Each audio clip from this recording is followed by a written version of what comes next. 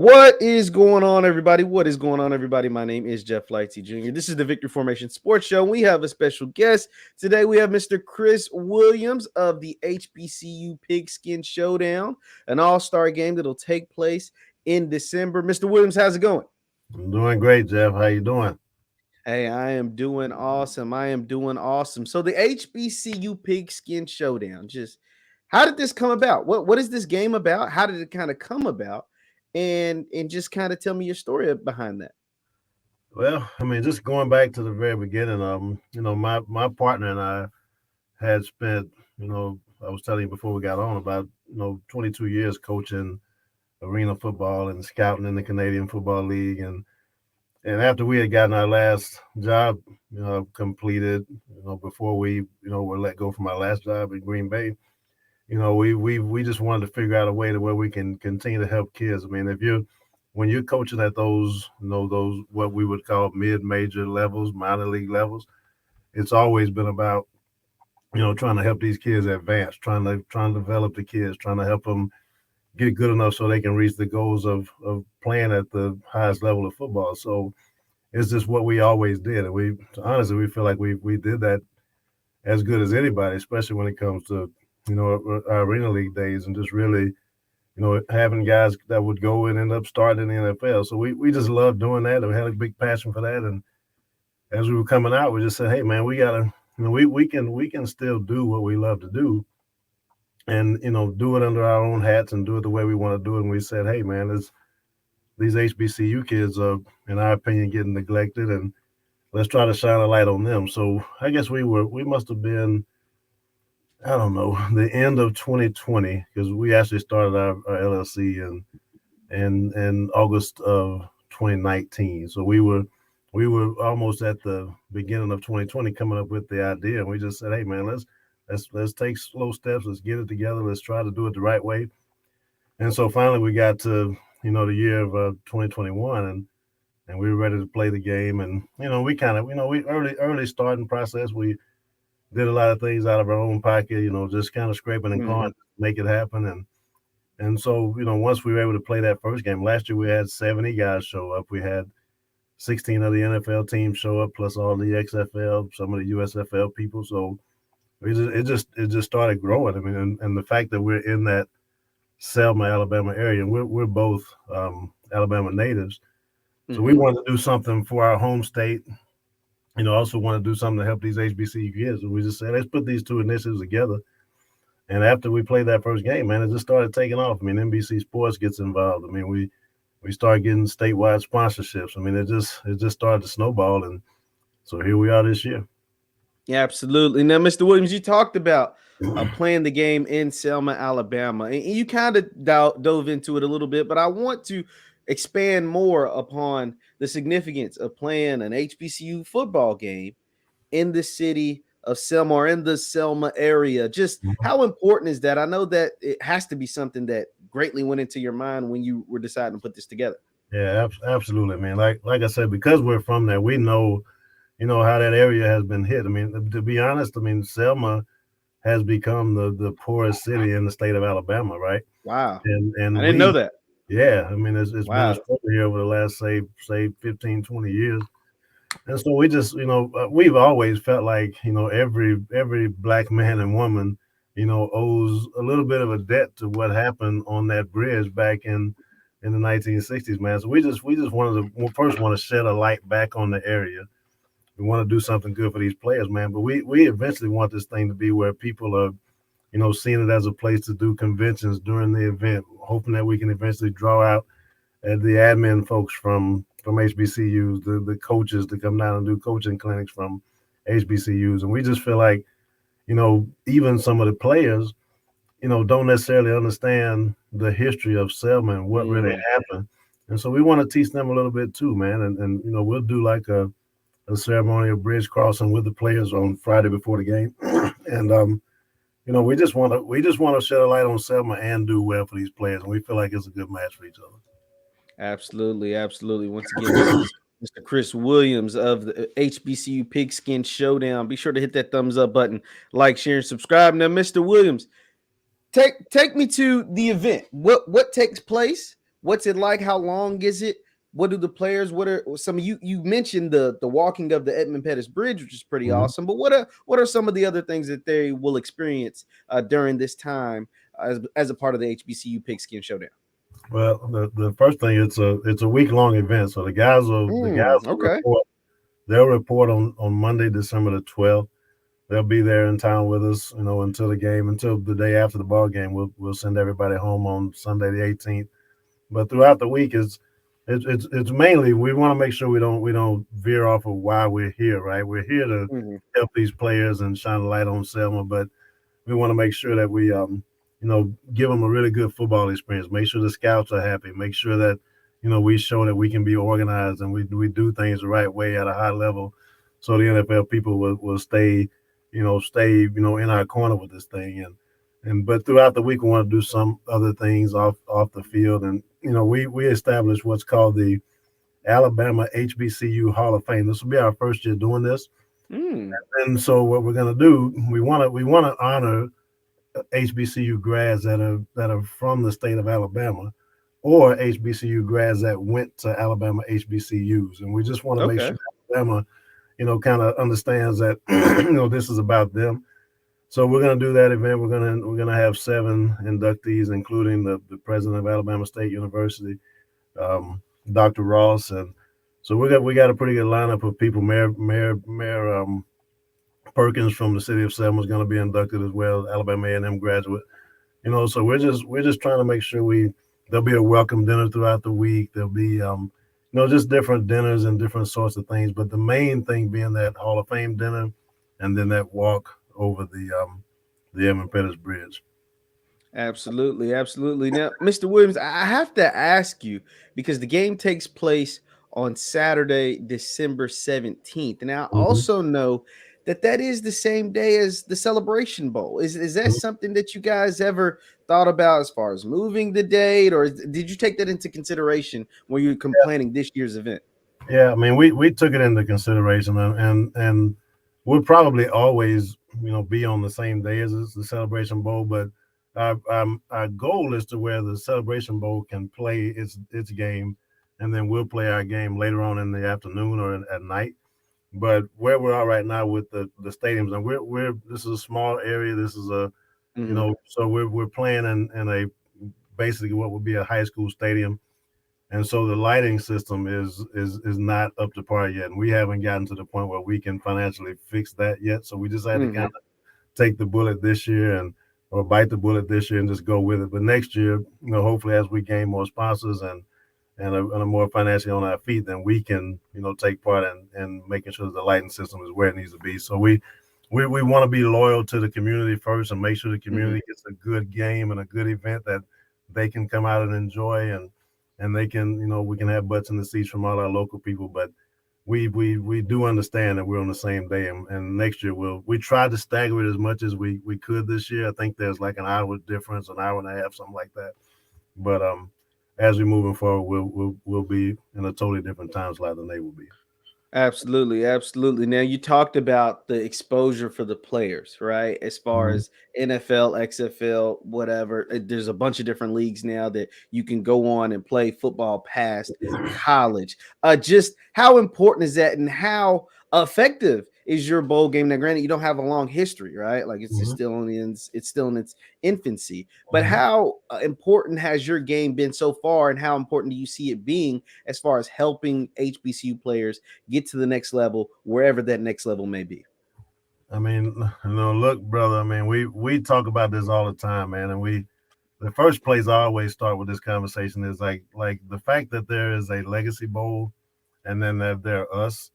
I think this is really a great time. We always tell these kids, you need to play in both games. I mean, there's guys in the NFL that have played in the Senior Bowl and then blue gray game, and those Mhm. guys take advantage of being able to be seen. So when we first got started, I think a lot of people, not everybody, but there was some section of people that looked at it as if we were in competition or wanted to be in competition with the Legacy Bowl. But I always tell folks, man, we got to stop thinking that way as Black people. We don't always we don't always just have to have one thing. We should have the same Yeah. opportunities as anybody else. So our goal is to just make sure we're part of the landscape of trying to help these kids move on, and at the end of the day, we want to make sure that these boys are getting as much exposure as they possibly can. Last year we had two guys that got into NFL training camp through the mini camp system. We had four guys that actually signed contracts into the USFL, and we just say, man, it's about getting a job in pro football, man. I mean, a legitimately paying job in pro football is really the goal, and we got to start there because realistically, where we are with HBCU football right now, I mean, there were four guys drafted. There's a bunch of kids that went to NFL mini camps, but we all know what mini camps are. It's basically a 2-day tryout. So at the end of the day, when you go back and you look and you say, we still got a lot of work to do with getting these kids these jobs that we think they deserve. So our goal is just to play our part, man, and just continue to communicate with the NFL and all the other leagues and really give them a good show. Give them a show of some kids that they might not necessarily realize deserve a shot. Absolutely, absolutely. Now, I've seen some big time players announce that they'll be playing in your game. Joshua Reed of Grambling, Alfonso Graham of Morgan State. Just what is the player selection process like for you all? How do you guys kind of go about getting the players to play in the game? I mean, we recruited pretty hard, man. We put together a personnel staff. Between myself and my partner, we're equal partners in this thing. Bryant Grove is a former coach as well, but we hired a player personnel director, an assistant player personnel director, and we all get at it, man. We're evaluating film. We start with, who's really on, at least a little bit on the NFL radar. Not necessarily kids that have a draft grade just yet, because there's not that many in HBCU that have a draft grade.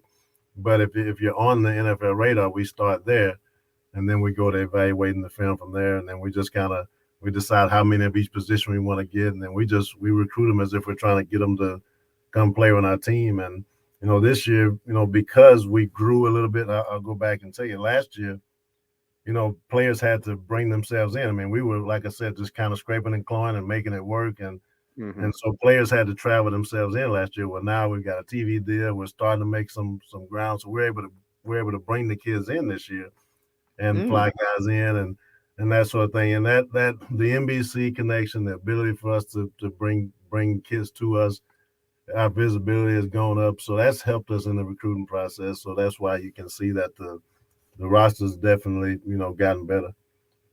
Absolutely. Now, how many players do you plan on having this year? Do you know the amount of teams, whether it's NFL, XFL, USF? Like, do you guys have numbers on that? What are all those things kind of looking like? Well, I mean, the number of players is 84. We cap off at 84, Okay. so we go 42 guys per team.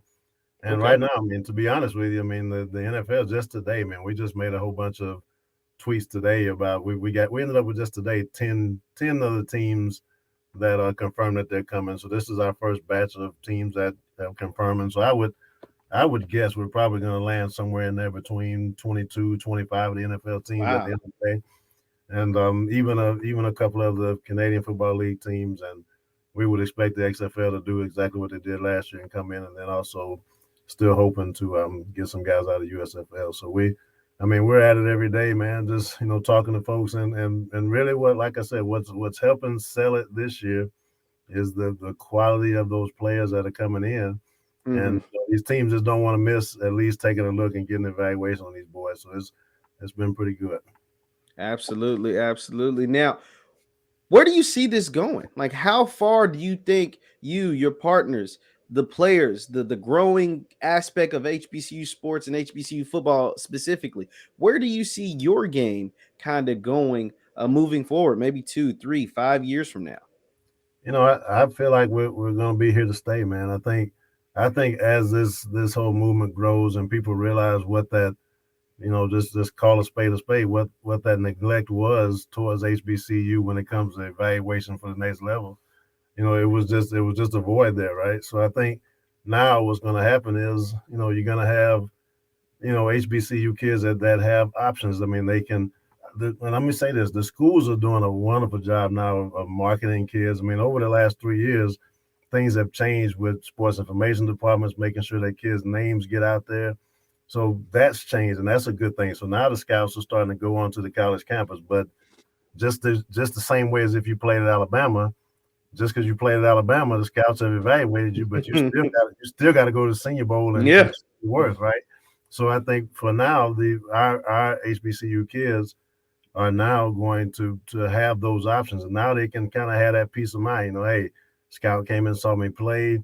Scout came down and watched my film, but I can go put a stamp on this, just like everybody else in the draft process. I can go put a stamp on myself, and so I think between us and the Legacy Bowl, man, I think, and to be honest with you, I even think there's probably room for one more. You know what I mean? So I think, I think we just got to make sure that our kids are saturating the market just like anybody else. And like I said before, if you played Alabama, you can go to Senior Bowl, you can go to NFLPA, you can go to East West Shrine, you can go to Hula Bowl, you can do a lot of things. And we just want these kids to be able to get into this process. That off-season process to get drafted is a tough process, and this is a big part of that, being able to interview with scouts and things and be able to be seen at practice. So I think we're here to stay, man. Now you're right, and you brought up something very interesting. You said the offseason process, going into the next level, if you plan on playing at the next level, is tough. But I would say your game is fairly soon after the end of the season. Do you say that kind of gives the players, the student athletes, an advantage by having a game that's immediately after the season, or of a disadvantage? Like what are your thoughts on that? I think is one of those deals where when you're where we are right now. Now, who knows what we're gonna have to do and what changes we're gonna have to make 5 years from now once this becomes a normal thing, right? Mm-hmm. But right now, it's a really good thing for people to be able to be in football shape. Having come off the field, there, unless they got injuries right now, you come play with us. You just played 2 weeks ago. I mean, it's not a whole Yeah. lot of getting in the shape that you would have to do. So you can just come in and start impressing people with that same form you were in that season that you just played. Now, the other great thing for us too is, and for these kids, not necessarily for us, but the other great thing is, you get a chance to play in our game in December. Let's just say you're not on the radar as highly as you want to be, but you come play with us in December, and the scouts start to say, wait a minute, we need to get some second looks. Well, guess what? There's a second look in February. Then you can go play in the Legacy Bowl and then kind of put that stamp on what it is you're doing. So all of us may have to make some changes once this becomes a norm and the NFL starts to get used to, hey, we're evaluating these HBCU kids. We all may have to change some dates and move some things around. But right now, this is the best setup for these kids to get the evaluation they need. Absolutely, absolutely. Who are some of the coaches that'll be out there helping evaluate and helping lead these young men when they go hit the field on Saturday, December 17th?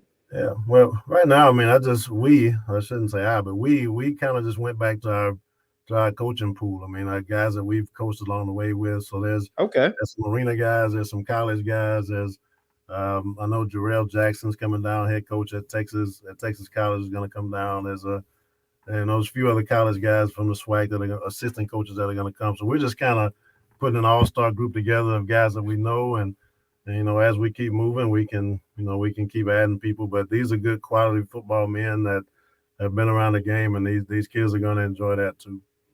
Absolutely, absolutely. Once again, this is Chris Williams of HBCU Pigskin Showdown.